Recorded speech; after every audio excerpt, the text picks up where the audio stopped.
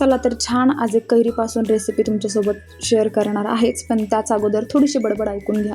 कारण काय होतं माहिती आहे का, आपण रोज स्वयंपाक बनवतो तर आपल्याला असं वाटतं की काय रोजचंच स्वयंपाक आहे, रोजचंच काम आहे, रोजच करायचं आहे. पण तेच थोडंसं आपण व्यवस्थित किंवा पद्धतशीर किंवा थोडंसं प्रेमाने केलं ना तर आणखीन उत्साह येतो. म्हणजे मीच अगोदर असं करायचे की काय बाबा झोपायचं, उठायचं, तेच काम करायचं, जेवायचं, खावायचं, परत झोपायचं, तेच काम करायचं.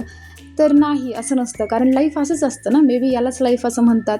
आता जे लोक ऑफिसमध्ये जातात त्यांना रोजच ऑफिसला जावं लागतं, जे लोक काम करतात त्यांना रोजच काम करावं लागतं.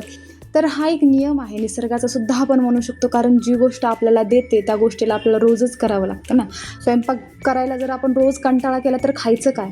आणि मला तरी वाटतं शक्यतो स्वयंपाक हा ना असं कंटाळवाणा करूच नाही. छान देवाची नावं घेऊन छान स्वयंपाक करावा, म्हणजे आणखीन छान ती रेसिपी होते आणि आपल्याला आणखीन छान उल्हास त्या स्वयंपाक करण्यासाठी येतो किंवा आपला उत्साह वाढतो.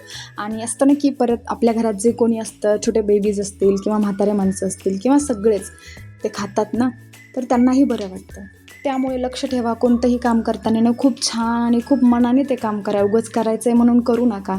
असं असतं ना, काहींना खूप कंटाळा येतो कामाचा, अगदी माझ्यासारखेच. कारण मला पण फार काही असा एक्साइटमेंट नसते माझं काम करताना, पण मी करते. कारण कसं असतं ना, आपण जे बनवतो ते सर्वजण खातात, सर्वजण कुठे ना कुठे बाहेर जातात, सर्वजण कामं करतात.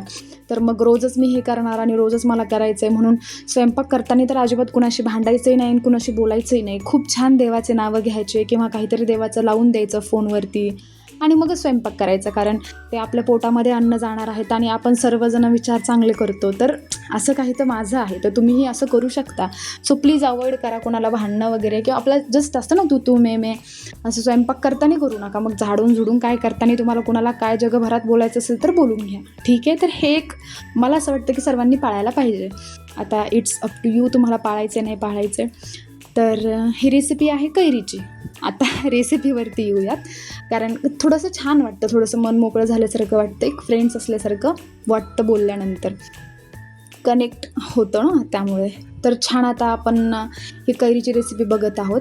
तर ही मी शॉर्ट्सवरती पण टाकली आणि इकडे पण अपलोड केली आहे. तर कैरी स्वच्छ धुवून घेतलेली आहे, किसलेली आहे. आणि सॉरी अबाउट दॅट, कारण मी इकडे असतानाच ही रेसिपी ऑलरेडी झाली होती. म्हणजे मी पूर्ण तयारी केली ती आणि मला वाटलं मी नंतर करेन, पण मी करायच्या अगोदरच माझ्या सासूबाईंनी ही रेडी झाली होती, म्हणजे रेडी बनवून ठेवली होती. तर काही नाही, खूप सोपी आहे. तुम्हाला जर कैरी जितकी असेल, म्हणजे तुमच्या आवडीप्रमाणे तुम्ही याच्यामध्ये गूळ टाकायचं आहे, साखर टाकायची नाही. साखरने थोडंसं अनहेल्दी होतं आणि आपलं सध्या हेल्दी फॅट सुरू आहे, त्यामुळे गूळ टाकायचा आहे. आणि गूळ हा तुम्ही बरोबर घेऊ शकता किंवा कैरीपेक्षा खूप कमी घेऊ शकता किंवा जास्त घेऊ शकता.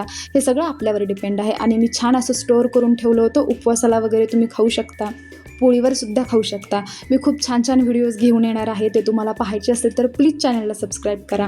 आणि बाय बाय.